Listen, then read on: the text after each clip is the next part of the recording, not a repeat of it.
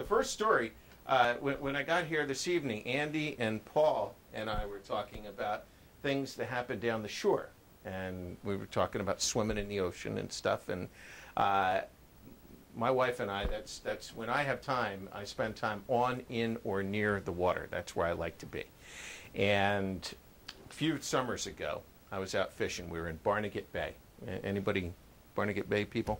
Okay, good. Then you're familiar with the way it is there, and it's pretty tricky. There's a lot of twists and turns to the way that the channels go, and if you get out of the channel, you're going to be in the shallows pretty quick.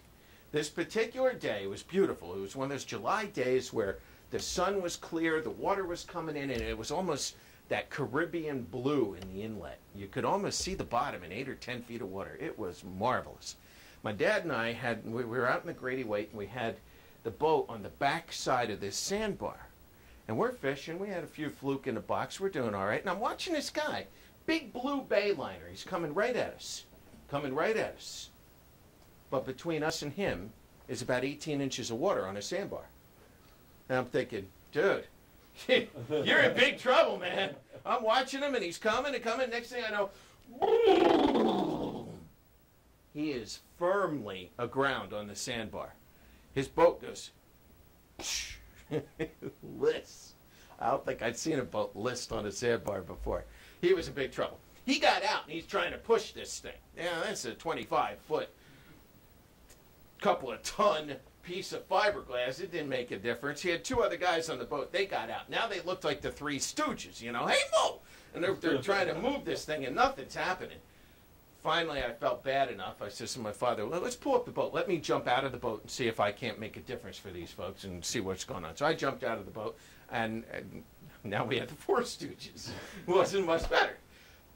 But a curious thing happened.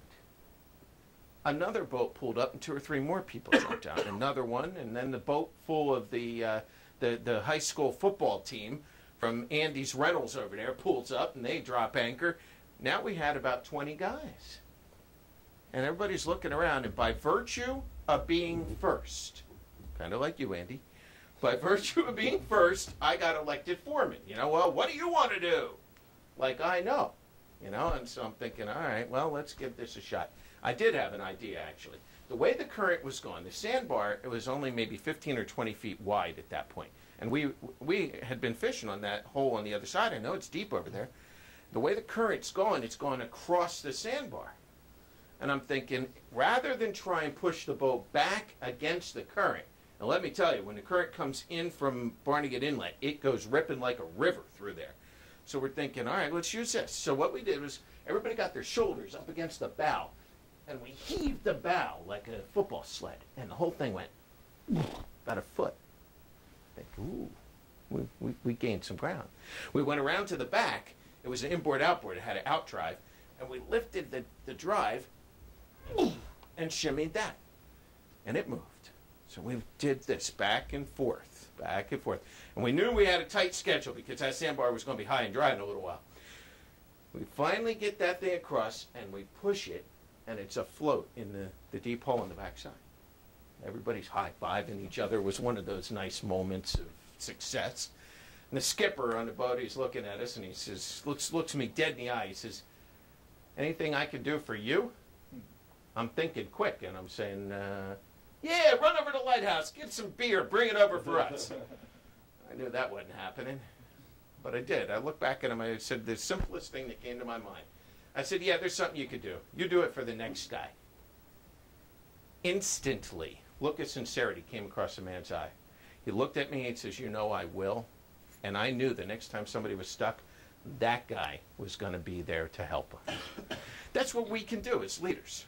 We can jump out of our boat, but sometimes jumping out of our boat means doing the thing that's not fun, something that is challenging, something that's not enjoyable. It means giving up some of our free time. It means taking an action that would otherwise be challenging, the thing that somebody else doesn't want to do. But if we're going to step into a leadership role, we've got to jump out of our boat and do things differently.